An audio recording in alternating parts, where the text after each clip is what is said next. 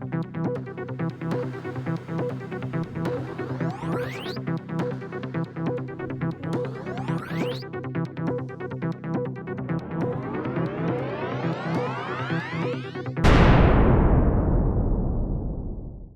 you beautiful marvels. How in the heck are you doing? Dana and I are back on, Dana, show them your sweatshirt, your sweater, It's pie your day. jumper.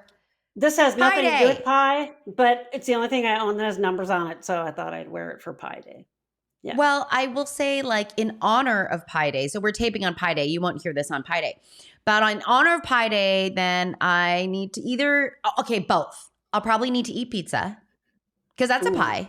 That's a pie. Oh, yeah. And I'm going to have to find banana cream pie. Oh, yamola. Yep. Good stuff. If you'd like to, you can leave your favorite pie in the comments. Yeah. Anything that has chocolate in it, I'm on board. Yeah. Ooh, Dana. Hey, Dana. What? We are hot. Wait. That's not. Whoa. We're hot. That's not. We're ticked off, man. That's what we really mean by hot. Yeah. Yeah. We got ourselves. Should I? I know, right? I'm just gonna. Here, let's start. Let's start with this one. Let's start with this one. For the audience who's just who were just in your ears. I just put up. By the way, let us know in the comments below what you think about our new backdrop. Yeah. I mean, Dana and I have entered a new space, literally and figuratively. Okay. But on the screen, so, Dana and I have actually been getting some really lovely and sweet feedback from our audience and our community. Thank you so much. And one of our audience members just, sent us this article, or the title of this article, which reads, "A Drug That Cures Autism? Neuroscience study yields promising results." That's why we're pissed off this morning. Yeah. And, we understand that this is a hot thing, right? In regards to everyone has a very strong opinion actually about this. And please, we want to respect everybody. I think for Dana and I, and I'll speak for myself, there's this, when we have this cure mentality, especially when neurotypical people have the cure mentality, or there's someone in a position of power and control that has a cure mentality, it can be quite harmful. Yeah, there's so many layers to this, and my head's just sort of swimming. For those of you that don't know, I teach psychophysiology, so articles like this I can actually read and be fairly discriminating about. A lot of the science I can at least sort of understand. The whole cure mentality goes all the way back to the evil empire of Autism Speaks, right? You can go back and look at archived pictures and things like that of those old, they've taken a lot of that stuff off their website now, but really, 20 years ago, the really started the cure movement, and then the whole vaccine causes autism movement. And this whole idea of that we're just inundated with now in so many different ways, fake news or inaccurate reporting. I also teach statistics. So I talk to my students about being good consumers of research, and I use articles like this or news articles a lot to illustrate how you can skew a finding, right? So this one takes a study. I looked when they had a DOI on there, and I looked up the original study, and it's talking about things in mice and rats that have to do with basically a balance with some huge neurochemicals that are used all throughout the nervous system that mostly are out of whack when you have a seizure, and a drug that's been used for years for seizures, and actually has also been used for people with bipolar disorder, showing that it can sort of mute the whole system in terms of one part of autism that they think they've discovered something called the sodium potassium pump, and that there's an excess of it. And even that hasn't been proven.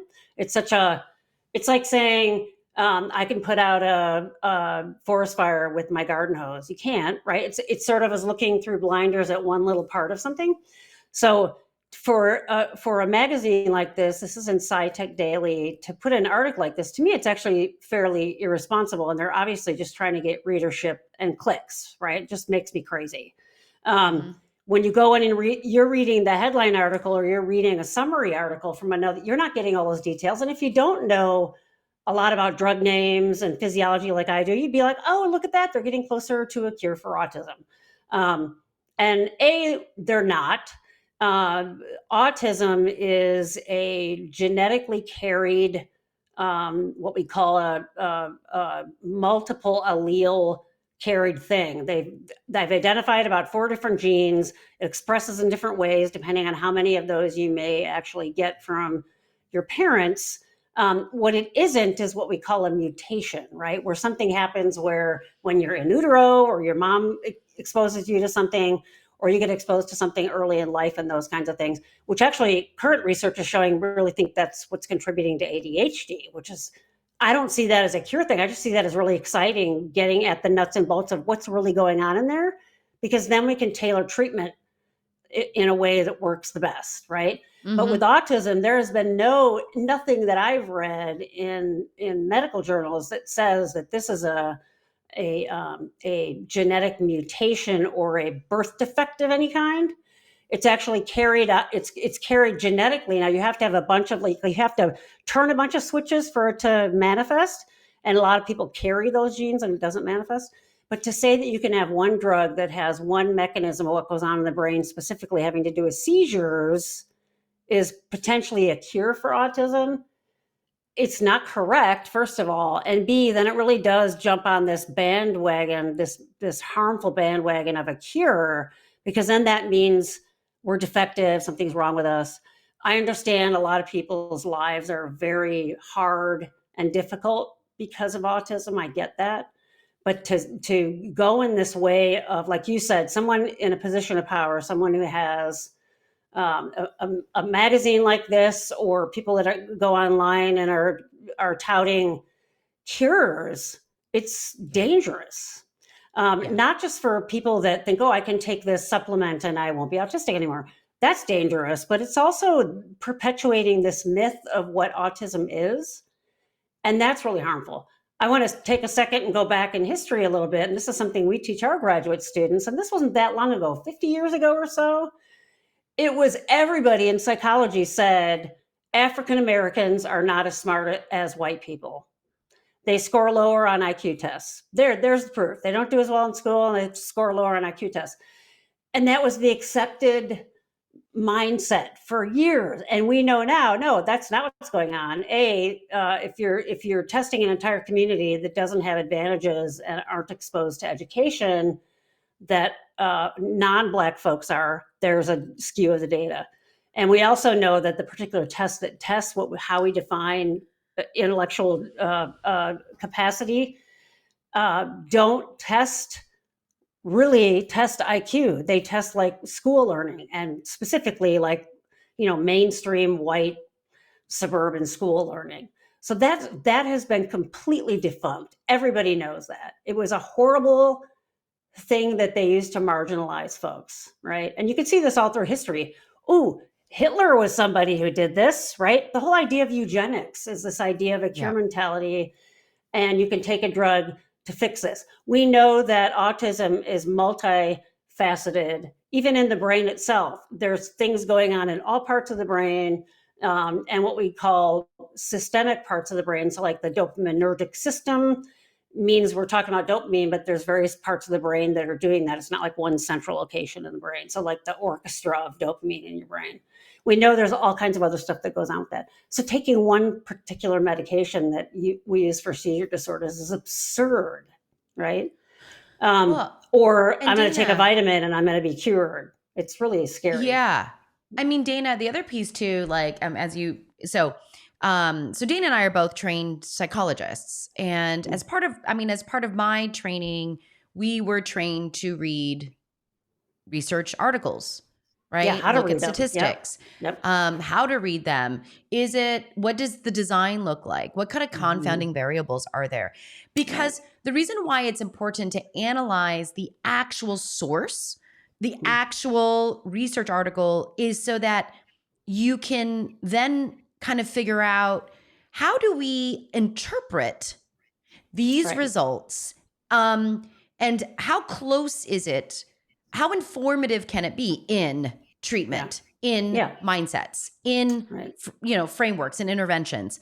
And this study was done in mice Yeah. with human-induced genetic phenotypes that have been assigned. I'm air quotes, guys. Yeah. That have been autistic assigned, like, right? Like, it's like, these Looks are like phenotypes autistic that traits. looks like Yeah. autistic traits, Yeah.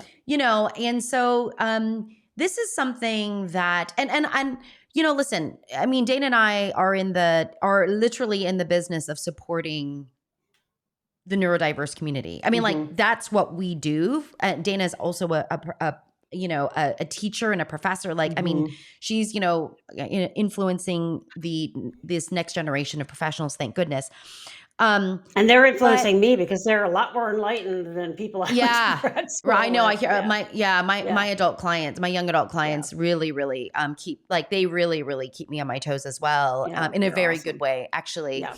But I think this is, like, really interesting to me, because what someone's going to do with this article is they're not going to go back to the original source. They're not going to go back and read this. They're not going to realize this was in mice, which is, generalizing from mice to human brains is a really interesting thing as it is. We know that we don't necessarily do that with metabolism. Even though mice are often used for those types of studies as well. We just have to really, really be cautious with this article, and a headline like this is Absolutely. Yeah. You talk about when people talk to me and they say you're not a real doctor, and I we were got talking that. about I this. got that recently. Yeah. Actually, we are. So we are. We're clinicians, and I tell people this all the time when I'm training students. I'm training people to do psychological surgery, right? And it's the same as, is this someone that I would want to treat a family member? It's the same as, geez, this person sort of did okay in my class. I'll pass them through. Is that what I would want my surgeon to have sailed through through medical school, but not really doing a good job? We are the experts in psychological research and in assessment and an application of that. And like you said, to be really good consumers of research. I train my students and I do the same thing. Sure, I read the abstract of an article. I don't go to the discussion section because that's the author's take on their results. You go to the results section and you read it, and from what you know, what does it mean? So when you read what the author thinks of what they found, that's their take on it. There can be 8 million different takes on it.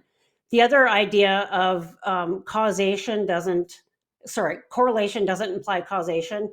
And I'm trying to find the website. I had one of my students tell me about this website when I was going over this in class last week about correlation versus causation. And this is awesome. You should check it out, you guys.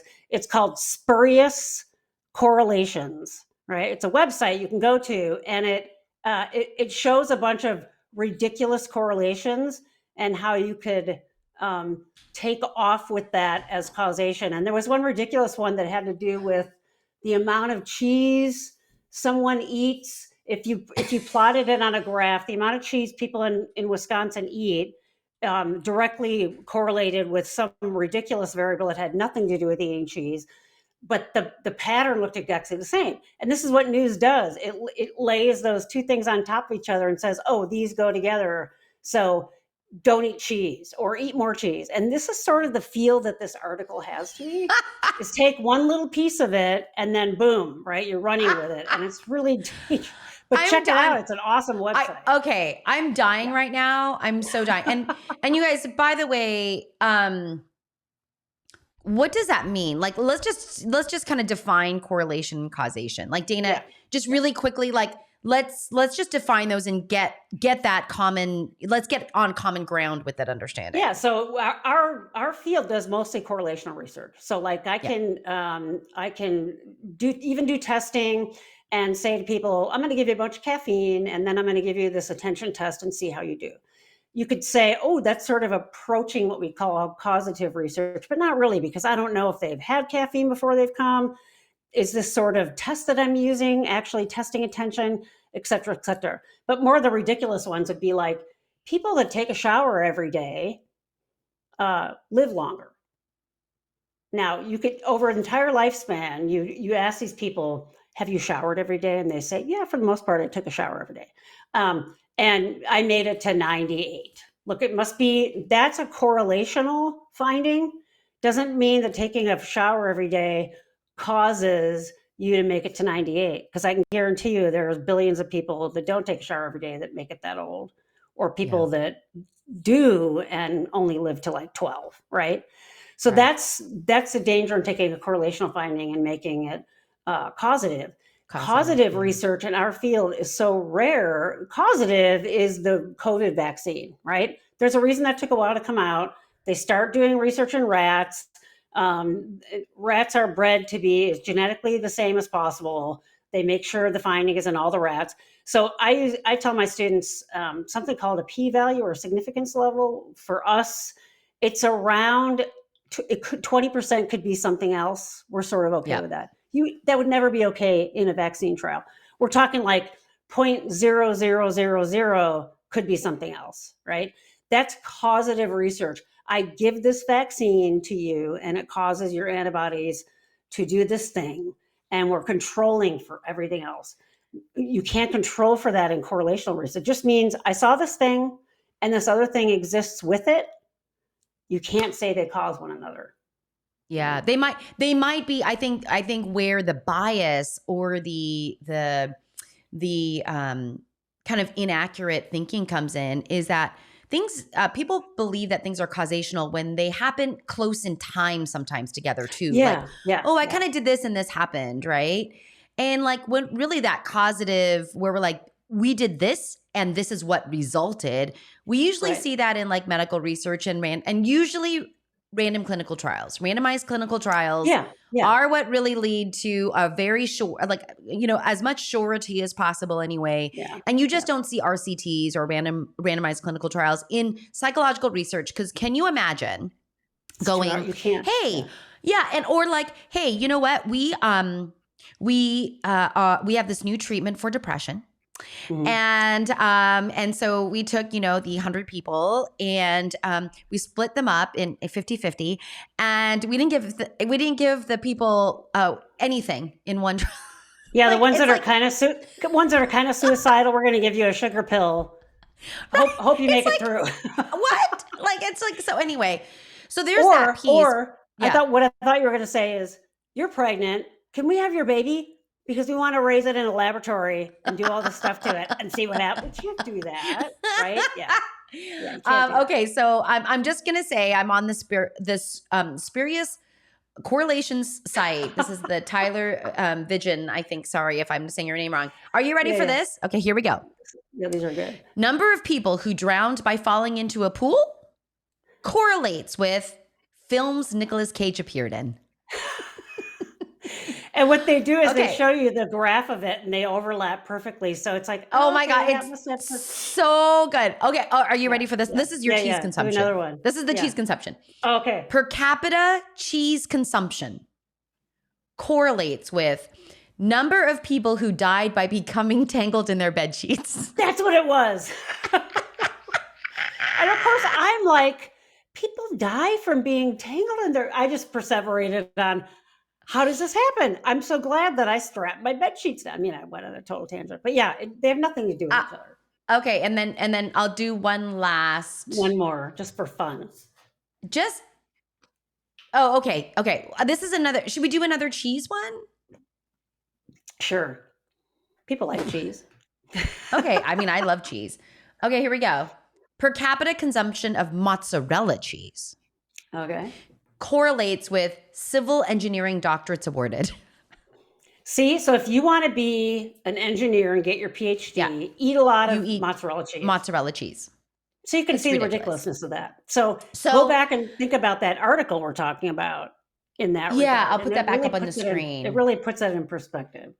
I think the other thing too, you guys, is that, this goes back to IQ testing as well. Mm-hmm. You can manipulate statistical data to do what you want.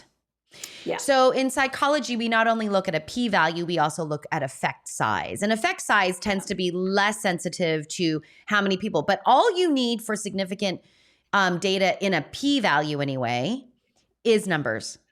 Yeah. If you have a lot of numbers, you will have significance in your study. And that's why a lot of people look at the R, not the p-value, the R value instead. There's just like, you know, and if you guys are interested, like Dana and I can start breaking down research articles. I mean, and maybe that is something we do. And Dana, you and I spoke about ABA, and actually I had an ABAer on my channel to talk about ABA's response to trauma. She's very much very active in the ABA community and just went to a recent ABA conference. And they're really trying to shift and move their frameworks. Oh, good. But she sent me this article on assent. Assent in behavioral therapy. For those of you, assent is like I know what this is, and I assent to the therapy itself. Yeah. I agree. I want this.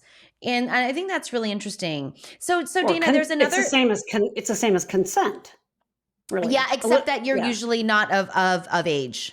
Yeah. Gotcha. So when a consenting, you know, when you provide legal consent, you are, you know, of majority, and assent is when you're a minor, or you don't have your legal, you don't hold your legal rights. So that could be in a conservatorship situation. Right. Assent is huge, by the way. Yeah. I mean, what, you know, anyway, we can talk about that. But if you guys want Dana and I to start breaking down articles, you can send us an article if you'd like. And Dana and I can break it down from a research, like how good is this research study? Yeah. How much can we take from it, right? Yeah. There's another one, Dana. So we've got this. So we get this, someone sends this to us, which is interesting. And then someone sends this to us. Oh, yeah. The secret to overcome Asperger's. I wanted to start throwing things when I listened to a part of this thing. You know, this is and the crazy thing about this is that this YouTube channel has millions of followers. This is a very influential, a highly influential channel. Yeah. Tom Bilyeu is known as a positive impact, motivational, I can take the bull by the horns, I can change my life kind of guy. Is his brand. And so we recently had Dave Asprey on, who is really known as a pretty serious biohacker and has done lots of things. Can you define biohacker? Because it was a new term to me and maybe not everybody knows. Oh yeah. I in order to improve my performance, I use biological data to inform changes. Okay. You know, a really simple biohack, which actually we're seeing more and more of today, is that lumen, where you can breathe into a little device and it measures your ketone level and it kind of tells you, are you fat burning or are you, sugar carb burning? That's a biohack, right? I get this biological information and then I change my diet. How about your Apple Watches or your, you have now sleep data. And I know some people are like, it doesn't really measure sleep. But, some people have 5 years worth of sleep data. They can see their patterns of sleep. That's, now they're like, oh, this is what I can change. Yeah. And so, I think for me, what is dangerous about this interview is that they do talk about some very interesting interventions that many people benefit from. Something like auditory integration training, where I am, helping my brain recalibrate to the auditory sensitivities in the world, right? Sure. Vision integration training or vision Right. therapy. Or EMDR, because that Or is trying to EMDR. reprocess neural circuits. Yep. And yeah. Yep. And those you guys, those are interventions and treatments that many have benefited from and many haven't. Yeah. And So, it's a yeah. symptomological Yeah. treatment, right? Yeah. It doesn't work for everybody. Yeah. Yeah. So again, it's the idea of a cure. It's this idea of overcome, right? Which is also cure mentality. Yeah. And again, Dana and I are not saying, should you investigate, evaluate, experiment with different supports and services that might Sure. ease Yeah. how difficult it can be to be in this world?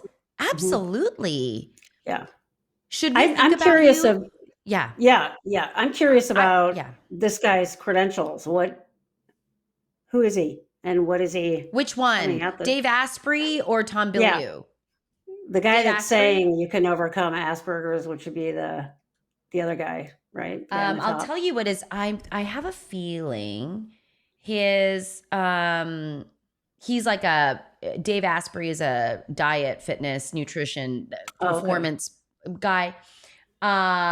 He's saying you can overcome Asperger's, and he's not qualified to make those statements. He hasn't studied psychological or neurological issues. How can he even say? Do you see what I'm saying? It's the first thing I go into is when someone says something, I say, what are their credentials to say that? Are they an expert on the topic? Yeah. He's a author of 4 books about diet and human performance. So on some level, he probably does have quite a bit of knowledge of nutrition and the human body and physiology. And I think this is a really interesting space, right? Like we see a lot of this where we see experts who haven't necessarily gotten a degree in that field. Yeah. So I don't think he's a medical doctor. I'm actually looking it up right now. Okay. But he has done a lot of research about it. You know what I'm saying? I think this is really interesting. As you're looking that up, I'm sort of, these points you're making, I'm thinking there's sort of the central thread to it that would be good for our listeners to know. And that is things that you do that can help any part of your symptoms or difficulty, right, are good. And what came to mind for me is like, I suffer from chronic pain. I have EDS. One of the things that's made a huge difference for me around that, and I live in the Pacific Northwest, we don't have a lot of sunshine. I don't like going outside a lot. So, vitamin D. I had my vitamin D levels tested. They were so low. I take a vitamin D supplement every day. And then I started to research what's the scoop with vitamin D. One of the main things that you can impact chronic pain with is making sure your vitamin D levels and then actually magnesium are up. So I take vitamin D and magnesium every day. It's lowered my overall pain load every day. And so that makes my life better in terms of irritability, ability to pay attention, things that my being autistic would interact with and cause me to have a hard time. So that's a really good example of, okay, there's a couple of these apples on this tree that if I do these for my physiology, it helps me overall. So this is this idea of using various things that you can to help. I don't use gluten anymore because I'm gluten intolerant. For some other people, quitting gluten doesn't help their autism symptoms or their ADHD symptoms. Other people are like, oh my God, it was life-changing. So it's really important for you to be able to, as a person, can you cherry pick some of this data rather than doing what he's doing, which is, based on all this, I can cure Asperger's or I can cure autism. Do you see what I'm saying? Yeah, no, absolutely. Yeah. Yeah. He is a computer science major. Okay. And has his degree in computer information systems. Okay. And an MBA. So So the thing, he's yeah, he's not qualified to be making these assertions, right? he's a computer science um, business guy who Yeah. has spent a lot of time in the biological space with Yeah. doctors and The other wrote a thing that's so book on dangerous yeah. about this sort of cure mentality is it really shames the person that it's targeting. If you're not doing this, oh, I saw this thing online where you can overcome Asperger's. And so you're not doing that. Something's wrong with you. You're not trying hard enough. And that can really be shaming and dangerous. And, people that hook onto news like this and then have it be their point can really hurt people in their lives that are neurodivergent, right? Yeah. It's, Yeah, it's it's sort harmful. of the It's ADHD. potentially Why don't you just harmful. try harder? It's really can really be harmful. Well, and we've spoken on the show about how Dana and I, our neurological profiles, are different, right? Hmm. And I would say like I am mostly neurotypical, right? Like Hmm. that's how I identify. Um, and yeah, there are some things that my brain does that I know are a little bit different, but they don't Hmm. get in the way of my functioning, right? Hmm. Like Hmm. I can sit down and when I need to work, I work. Hmm. I know how Hmm. difficult that can be for some of my clients. And Yeah. that's their neurological wiring. Like, I don't feel like Yeah. I even deserve to even call myself slightly neurodivergent, right?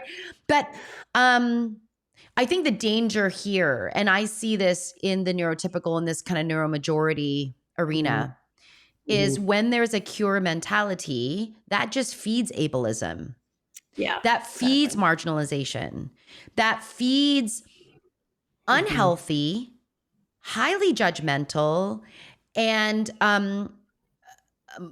acts, microaggressions, hell, Yeah. major aggressions, Yeah. and then now it's like the person, the people that we're now treating, supporting, intervening with parents and their kids. I mean, it's like the what happens is this thought, this mental framework that Hmm. trickles down into all these cascading behaviors Yeah.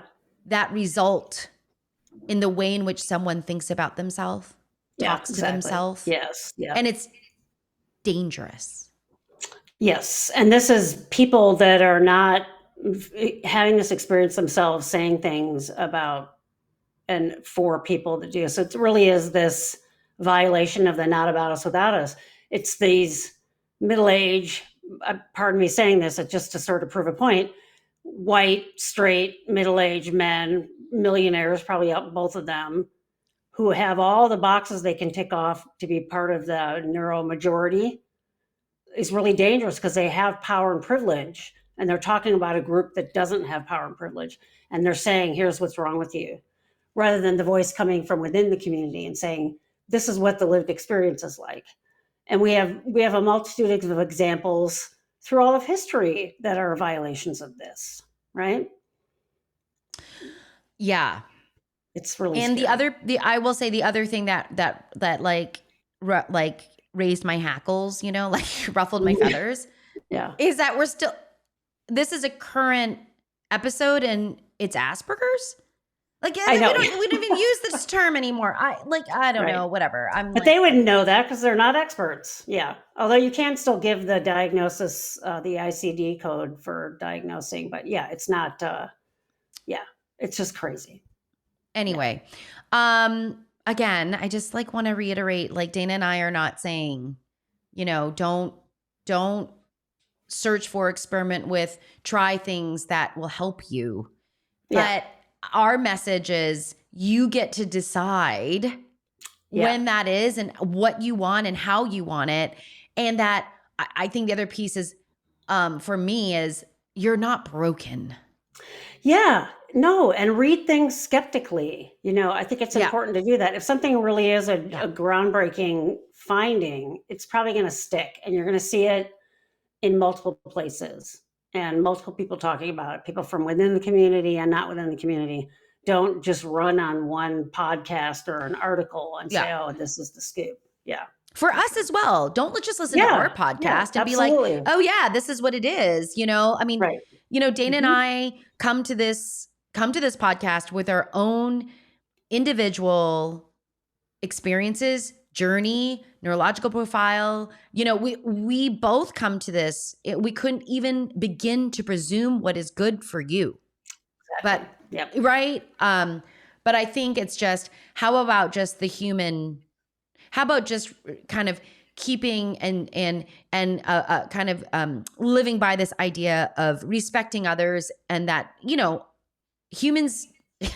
I just go back to human dignity. I don't know, anyway, that's what ruffled my feathers. And as I work with my clients, I'm like, this is offensive. This is offensive to many of my clients when they see things like this.